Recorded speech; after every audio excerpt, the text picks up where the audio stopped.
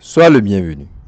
Nous allons traiter cet exercice qui porte sur les coefficients thermoélastiques que nous avons étudiés. À la question 1, on demande de déterminer l'équation d'état d'un fluide pour lequel alpha égale à bêta égale à 1 sur t. Donc, rappelons la définition de alpha.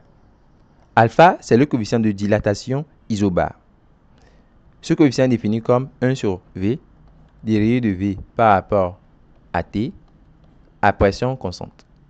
Donc, ici, on veut que alpha donne combien? On veut que alpha donne quoi? 1 sur T. Donc, on va résoudre alpha égale à 1 sur T alors. Donc, on pose alpha égale à 1 sur T.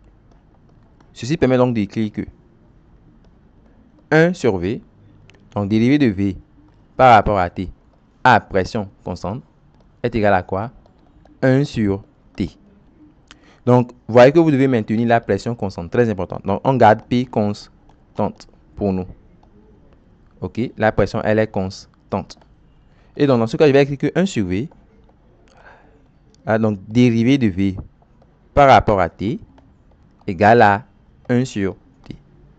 Voyez-vous, je maintiens la pression constante. Donc, je n'ai plus besoin de mettre des dérivés partiels forcément.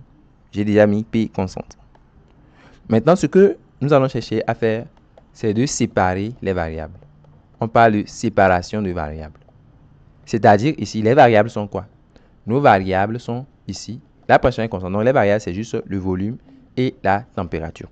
Donc, vous allez chercher à avoir les V à part et les T à part. Vous allez avoir les V à part et les T à part. Vous allez en quelque sorte les isoler.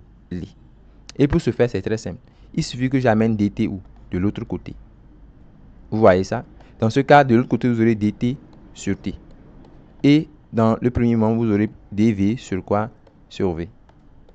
Et on a cette égalité. Une fois que vous arrivez à faire la séparation des variables, vous allez maintenant intégrer. Après séparation des variables, vous intégrez membre à membre. Donc, intégral donc de 1 sur V dv.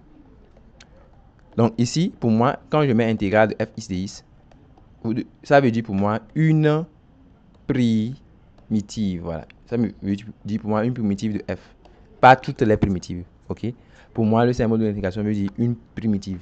Donc, je vais dire qu'une primitive de 1 sur V est donc égale à quoi? À une primitive de 1 sur T. Il ne faut pas oublier d'ajouter une constante d'intégration. Puisque ça, c'est seulement une primitive.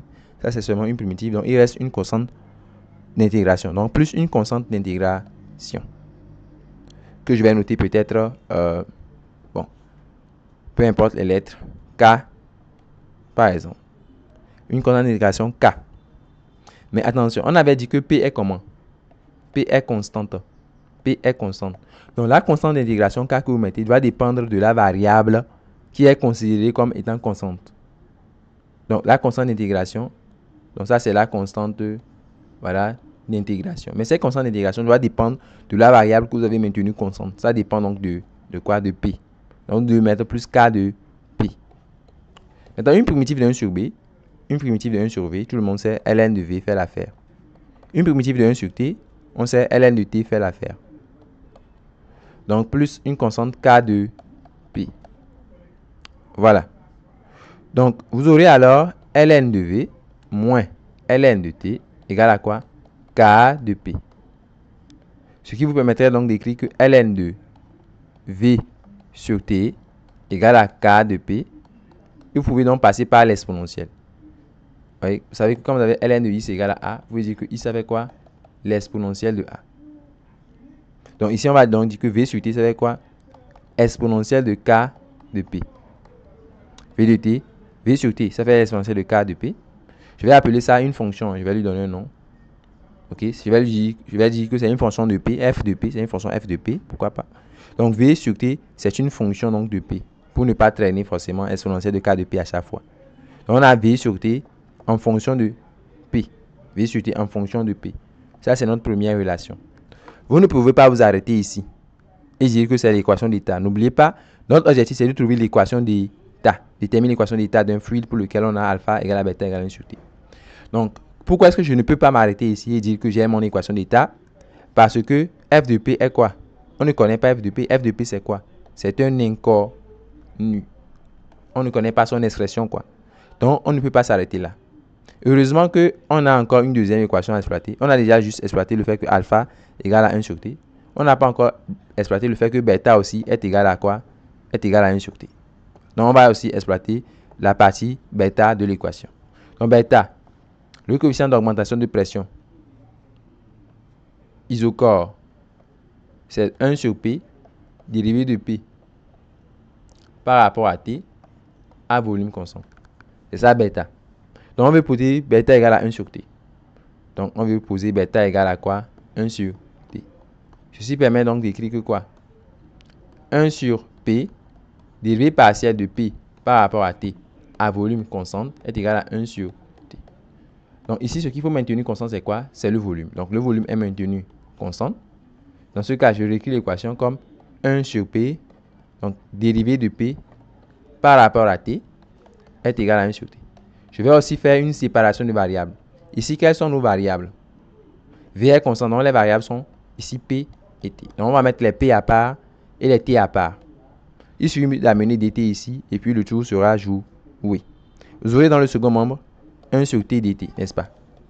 Et dans le premier membre, vous avez quoi? 1 sur P dp. Et là, vous allez intégrer. Donc, en intégrant, vous allez dire que une primitive de 1 sur P est égale à quoi? Une primitive de 1 sur T plus une constante d'intégration. Voilà, une constante d'intégration, peut-être que je vais noter phi. Donc, plus une constante d'intégration phi, par exemple. Mais cette constante d'intégration dépend de quoi? Ça, comme je vous l'ai dit, ça dépend de la variable que vous avez maintenue constante. Ici, c'est V qui est constante. Ça dépend de V. Vous mettez phi de V. Donc, ça, primitive, une primitive de ça, c'est ln de P. Une primitive de 1 sur T, c'est ln de T. Donc, plus la constante phi de V. Donc, vous aurez alors ln de P moins ln de T. Ln de P moins ln de T. Qui fait ln de quoi? De P sur T. Qui est donc égal à phi de V. Donc, vous pouvez dire donc que P sur T, ça fait l'exponentielle de phi de V. On va donc poser P sur T comme étant une fonction G. Vu ça là, c'est une fonction de V, non? G de V. Et ça, c'est notre deuxième relation.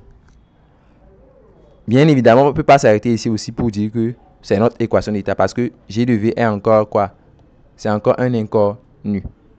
Donc, voilà. Que faisons-nous? On va confonder les deux relations qu'on a obtenues. Initialement, on avait V sur T en fonction de P, que voici. Et secondo, on a ça. Donc, on reprend les deux ensemble comme ceci. Voilà. Donc, on va chercher maintenant à combiner les deux relations. Voilà. En quoi faisons par exemple? Voilà. Je vois que je peux tirer 1 sur T dans chaque membre et égaliser. Hein. Je peux tirer 1 sur T dans chaque membre par exemple. Bien, je peux diviser chaque relation. Je peux faire 2 sur 1 par exemple. Donc, si je fais par exemple 2 divisé par 1. Si je fais 2 divisé par 1, vous aurez P sur T. Vous aurez P sur T qui sera divisé par quoi? V sur T. Vous voyez que les T vont se simplifier. Ça va donner P sur quoi? P sur V. Donc, vous aurez ici P sur V égale à donc à quoi? G de V sur quoi? F de P. Vous voyez donc on peut écrire que quoi? Produit des extrêmes égale à produit des moyens. Comme ceci. Comme ceci. Donc, on pourra écrire que P F de P égale à V G de V. Maintenant, sachez que si vous avez une fonction, m de x qui est égale à n de y, ceci quel que soit x et y, on peut dire que m et n sont constantes. Ils sont égaux entre eux. Voilà, donc ils seront égaux à une constante. Si vous avez m de x qui est toujours égal à n de y, quel que soit x et y, dans ce cas, m, n sont des fonctions constantes. C'est pour vous dire que c'est comme si ici, c'est une fonction de p. C'est comme c'est une fonction de p. Ça, c'est une autre fonction de v. Et c'est égaux, les deux sont égaux, m de p égale n de v. Sachez que dans ce cas, les deux sont constantes, quoi. Donc, on pourra donc écrire que ceci est égal à une constante qu'on va noter c. Donc, c, constante réelle. Constante réelle. Bon, pour ici, bien évidemment. Voilà, bon, en tout cas, constante réelle.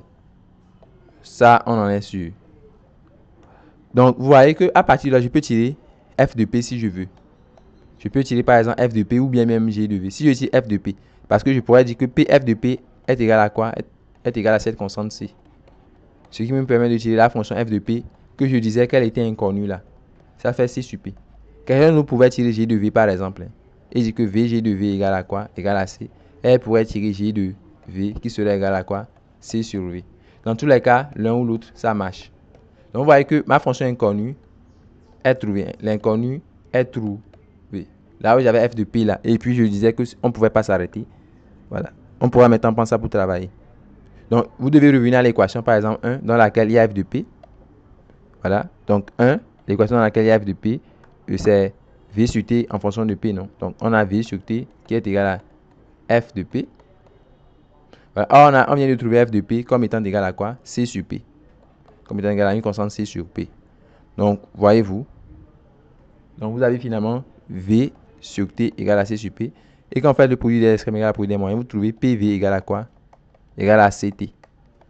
Voilà. PV égale à CT. Donc c'est ça l'équation d'état. C constante réelle.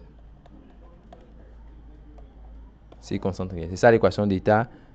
Quelqu'un d'autre pouvait travailler avec G. Hein. Quelqu'un d'autre pouvait travailler avec G. G de V remplacé dans la deuxième relation. Il trouverait la même chose. Donc on a l'équation d'état du gaz parfait pour lequel alpha est égal à bêta égale à quoi? 1 sur T. Nous passons maintenant à la question 2. Bon, que nous allons faire dans une prochaine vidéo.